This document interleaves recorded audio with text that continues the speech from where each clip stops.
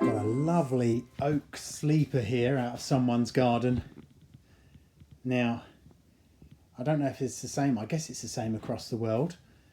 In railway tracks, they used to use oak because it's hardwood, very imporous, if that's the word. Yeah, I guess.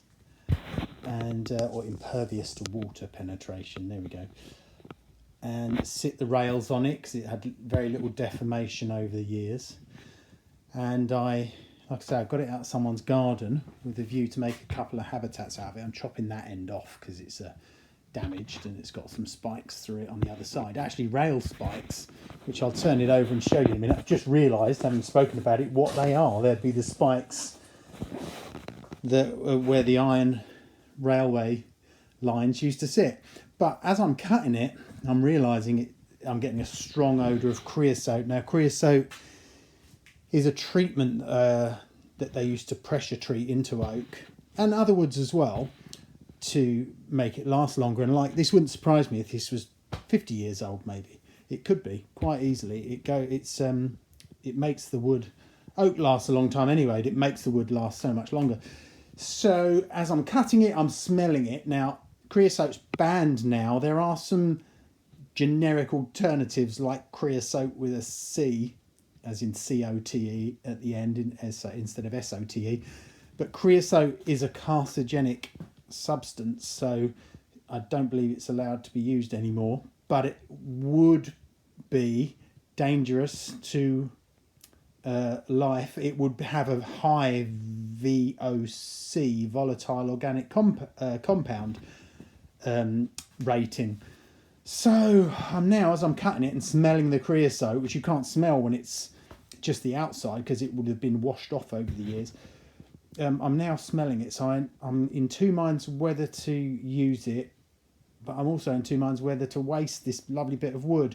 Hopefully the creosote, the half-life, if you pardon the expression, of the creosote would have withered away over the years, but it's a pretty strong smell. But anyway, I'll cut it and then have another look, and we'll turn it over. I'll show you those spikes in the other side. So yes, definitely oak, 100%, because it's a bugger to cut through. You can see here the iron, I don't know, they're like 35 mil something, 35 mil bolts, or I guess it could even be nails. These are out here, but these are still in. Now, I think what's happened is, before they put those bolts in for whatever reason, they've put creosote in the hole, and that's what I can smell. So that's good news, because I don't believe there'll be much left in the remainder of the wood, and this will only penetrate kind of here. You can see how far it goes. It will come down maybe around the hole there, spread here. But the holes I'll be putting in this will be actually on the other side, kind of down there. I'll make this the bottom.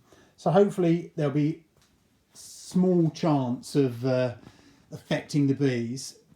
You know, it's worth the risk. It's a lovely bit of wood. It's recycling, and it's very old.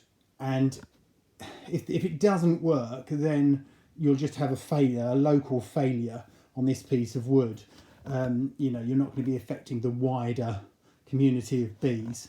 And I think it'll be fine. It's that old. It's 50 years old. I can't believe there'll be anything left in there. So let's have a think about what we're going to do with it now, and then I'll come back to you.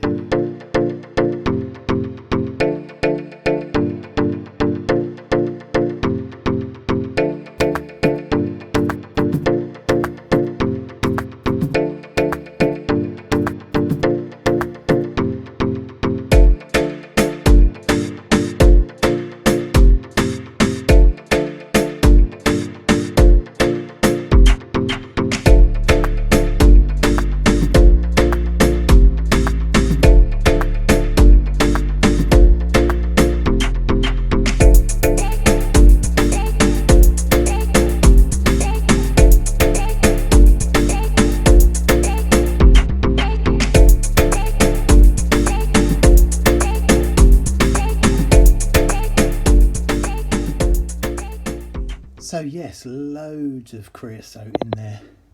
You can see the dark bits. That's where I've taken the surface off and it's started leaching out. And it stinks, and so do I. once you've got the creosote smell in your clothes, a couple of washes won't get it out. It's a horrible substance, awful, as I said before. Oh, there's a little black snake millipede there. Tachypodilus niger, I think it's called, unless it's a brown one. No, it's black. Yeah, I haven't seen one of those yet up here, so that's nice. Okay, so let's go and have a look at the habitat.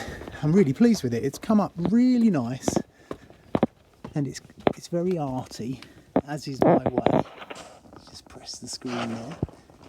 So yeah, look at that. All out of an old piece of oak. I used my circular saw on the sides to get that zigzag pattern just for a feature. And the main thing is that in the holes themselves, there's no creosote. So I was really pleased about that.